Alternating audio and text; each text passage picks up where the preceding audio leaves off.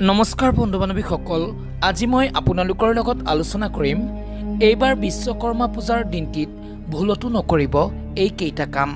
গতিকে ইয়াৰ বিষয়ে সবিশেষ জানিবলৈ হ'লে আহক প্ৰথমে ভিডিঅ'টি আৰম্ভ কৰি লওঁ।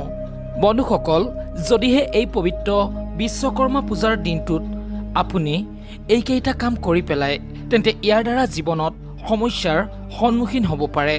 গতিকে এই বিশেষ দিনটোত অৰ্থাৎ বিশ্বকৰ্মা পূজাৰ দিনটিত এই বিশেষ কেইটামান বিষয় যদি মানিব পাৰে তেন্তে বিশ্বকৰ্মা দেৱৰ আশীৰ্বাদ প্ৰাপ্ত হয়, তেওঁ সন্তুষ্ট হয়। সেয়েহে এই বিশেষ দিনটিত এই কথাকেইটাৰ প্ৰতি ধ্যান ৰখাটো অতিকৈ আৱশ্যক। গতিকে জানো আহক ইয়াৰ বিষয়ে। বন্ধুসকল, ইয়াৰ ভিতৰতে 1 নম্বৰতে হৈছে এই দিনটিত দেৰিলৈকে শুই নাথাকিব। পুৱা সোনকালে উঠি সূৰ্য উদ্দেশ্যে জল অৰ্ঘ্য হিচাপে প্ৰদান কৰি ইয়াৰ পাছত বিশ্বকৰ্মা দেৱৰ পূজা কৰিলে মনৰ ইচ্ছা পূৰ্ণ হয় বুলি বিশ্বাস কৰা হয়। 2 নম্বৰতে এই দিনটোত ঘৰ দুৱাৰ বা ব্যৱসায় প্ৰতিষ্ঠান চাফ চিকুণ ৰাখিব।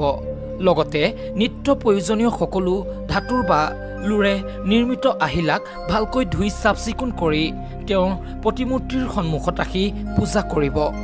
3 নম্বৰতে ব্যৱসায় প্ৰতিষ্ঠানত বিশ্বকৰ্মা দেৱৰ মূৰ্তি ৰাখি পূজা কৰিব, কিন্তু সেই প্ৰতিষ্ঠানৰ মেচিন নচলাব।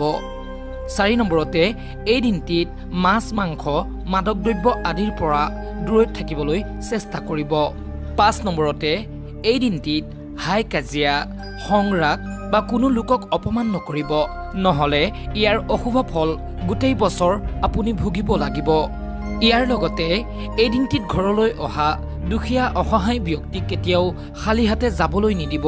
যি পাৰে সাধ্য অনুসাৰে দান কৰি পঠাব, ই আপোনাৰ পক্ষে হ'ব অতিকৈ মংগল। সেয়েহে বন্ধু বান্ধৱীসকল, যদিহে ভিডিঅ'টি আপোনালোকৰ ভাল লাগিলে তেন্তে তলত কমেণ্টত শুদ্ধ মনে লিখিবলৈ নাপাহৰিব। জয় বিশ্বকৰ্মা।